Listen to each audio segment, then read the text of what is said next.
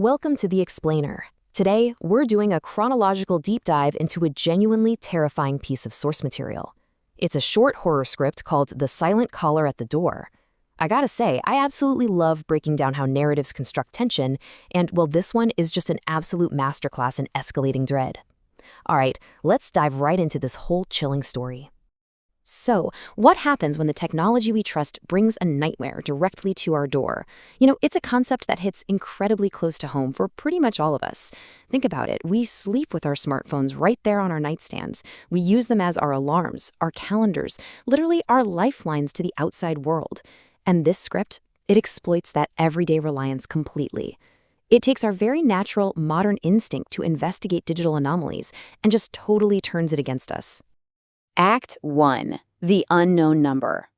The story kicks off by establishing a scenario we've all probably experienced at least once in our lives.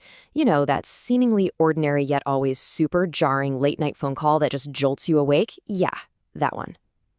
The exact time established in the text is 3:15 a.m. on a Friday, August 7th.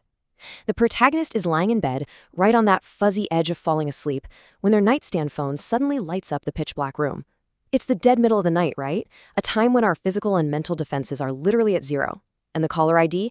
The text actually notes it shows absolutely no name, just a blank, completely unknown number glaring out from the screen. Now, usually the protagonist notes they just ignore late-night spam. Most of us would just roll over and go back to sleep, right? But the script introduces a very specific escalation here. The phone rings continuously, 1, 2, 3, 4 times in a row.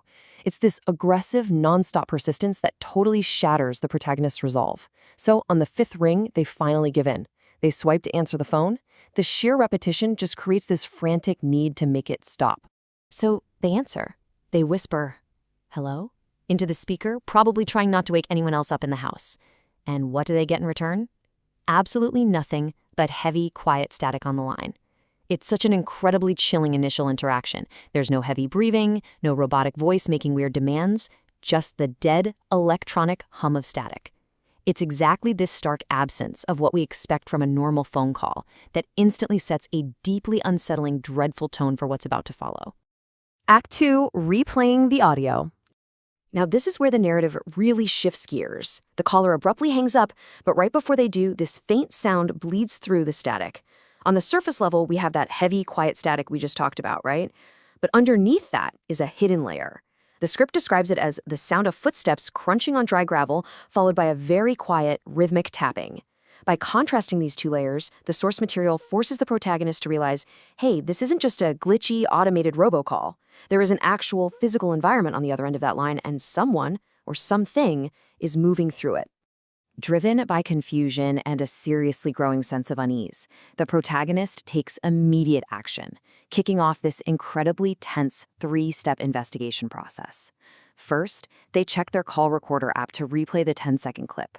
Second, they crank the volume on their phone all the way up. And third, they isolate that background noise.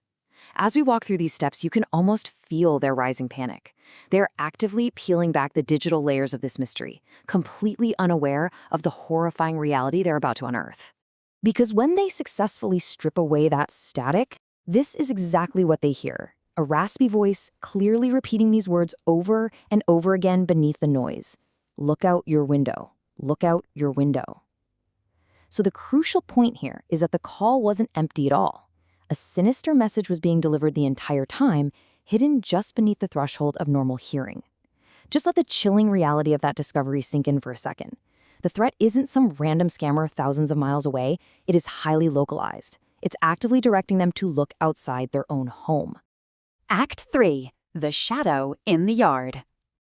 With their chests tightening, the protagonist slowly pulls back the corner of their bedroom window curtain to investigate the terrifying prompt they literally just decoded. Looking down into the yard, they are met with a deeply unsettling sight. First, they see their dark backyard. But then, standing right under the illumination of the street lamp, is a silhouette.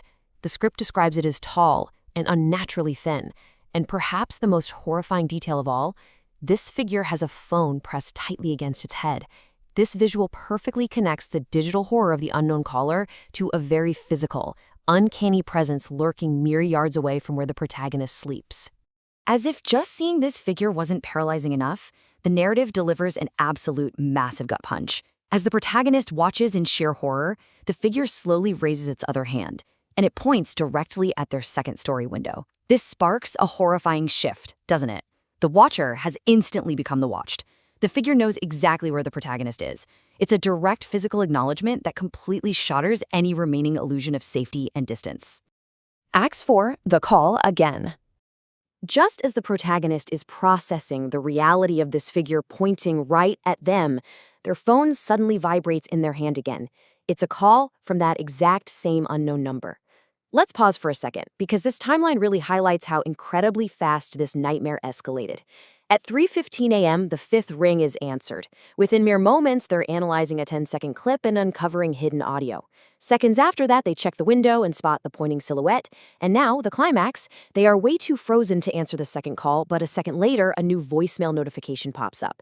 The pacing here is absolutely relentless. There is no time to breathe, no time to rationalize, and certainly no time to call for help. It's just a rapid, steep descent from everyday annoyance to morbid curiosity to pure, unadulterated dread. Trembling, the protagonist opens the message and hits play, and the raspy voice from the original recording speaks one final line. "I'm not outside anymore. I'm standing at your bedroom door." It is the ultimate horrifying twist. While the protagonist was completely distracted, safely locked in their room looking out the window at the figure in the yard, well, actually, scratch that, it wasn't safe at all. The true threat had already breached the house. The horror moved sequentially, from the digital space, out to the exterior yard, and finally right into the intimate safety of their home. The source material leaves us with a final chilling warning, never to answer, and it begs the ultimate question. If an unknown number calls you at 3 a.m., will you answer? It's a really provocative thought that forces us to reflect on our own digital habits and our deeply ingrained need to know exactly who is on the other end of the line. I guarantee the next time your phone lights up in the dead of night with a blank caller ID, you might just think twice before swiping to answer. Thanks for joining me for this explainer, and remember, sometimes the scariest monsters aren't hiding under the bed. They're already on the line.